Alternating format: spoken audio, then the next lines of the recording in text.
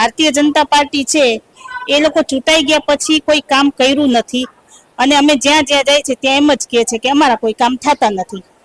પણ હવેથી પબ્લિકને જાગૃતતા લઈ આવવાની જરૂર છે, કારણ કે જો પબ્લિક જાગૃત નહીં થાય ને તો પછી એ લોકોની જે પરિસ્થિતિ છે ને એ જ પરિસ્થિતિમાં એ લોકો રહેવાના છે.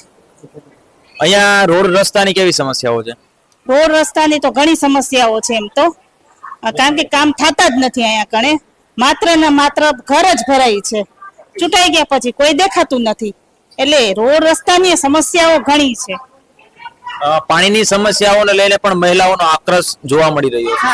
પાણીની સમસ્યા માટે પણ મહિલાઓનો ઘણો આક્રોશ જોવા મળે છે, કારણ કે પાણી વગર જ મહિલાઓનું કોઈ કામકાજ થતું જ નથી.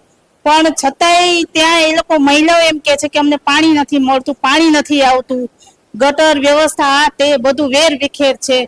એટલે ઘણી જગ્યાએ એવું છે, પણ હવે સત્તાની પલટી થશે ને તો બધું સુધરશે.